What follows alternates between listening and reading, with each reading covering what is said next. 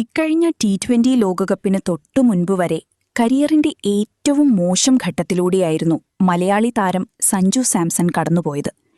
ഏഷ്യാകപ്പിലടക്കം ഉറപ്പില്ലാതിരുന്ന T20 ടീമിലെ സ്ഥാനം ഉറപ്പിച്ച ശേഷം ന്യൂസിലൻഡിനെതിരായ 5 മത്സരങ്ങളുള്ള T20 പരമ്പരയിലാണ് സഞ്ജു കളിച്ചത്.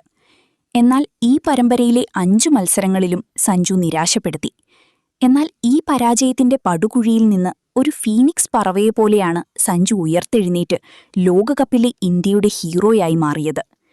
IPLൽ ചെന്നൈ സൂപ്പർ കിങ്സിനായും തകർപ്പൻ പ്രകടനമാണ് സഞ്ജു നടത്തുന്നത്. ഇതോടെ ഇന്ത്യയുടെ ഏകദിന ലോകകപ്പ് സ്കീമിൽ സഞ്ജു സാംസണെ ഉൾപ്പെടുത്തിയേക്കുമെന്ന റിപ്പോർട്ടാണ് പുറത്തുവരുന്നത്.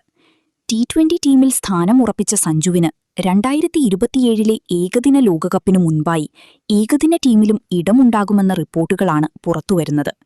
ഏകദിന ടീമിലെ ബാക്കപ്പ് കീപ്പർ ഓപ്ഷനിൽ നിന്ന് ഋഷഭ് പന്തിനെ ഒഴിവാക്കി സഞ്ജുവിനെ കൊണ്ടുവരാനാണ് BCCI പദ്ധതിയിടുന്നത്. ഈ IPLൽ ദയനീയമായ പ്രകടനമാണ് ഋഷഭ് പന്ത് നടത്തുന്നത്.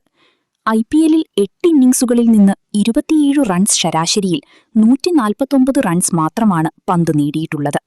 ഒരു 68 റൺസ് നോട്ടൌട്ട് പ്രകടനം ഒഴിച്ചാൽ 7 ഇന്നിംഗ്സുകളിലും പന്ത് ദുരന്തമായിരുന്നു. ജൂണിൽ അഫ്ഗാനുമായാണ് ഇന്ത്യയുടെ അടുത്ത ഏകദിന പരമ്പര. ഈ പരമ്പരയിൽ ബാക്കപ്പ് കീപ്പറായി സഞ്ജുവിനെയും ഉൾപ്പെടുത്തിയേക്കും. ബാക്കപ്പ് ഓപ്ഷൻ ആണെങ്കിലും ലോകകപ്പിന് മുൻപായി ചില മത്സരങ്ങളിൽ സഞ്ജുവിനും അവസരം ലഭിക്കും. 2027 ഏകദിന ലോകകപ്പിനു വേദിയാകുന്ന ദക്ഷിണാഫ്രിക്കയിൽ ഏകദിന സെഞ്ചുറിയും T20 സെഞ്ചുറിയുമുണ്ട് എന്ന റെക്കോർഡും സഞ്ജുവിന് അനുകൂല ഘടകമാണ്. ഏകദിനത്തിൽ 16 മത്സരങ്ങളിൽ നിന്ന് 56.66 റൺസ് ശരാശരിയിൽ ഒരു സെഞ്ചുറിയടക്കം 510 റൺസാണ് സഞ്ജുവിന്റെ പേരിലുള്ളത്. 2023 ഡിസംബറിൽ ദക്ഷിണാഫ്രിക്കയ്ക്കെതിരെയായിരുന്നു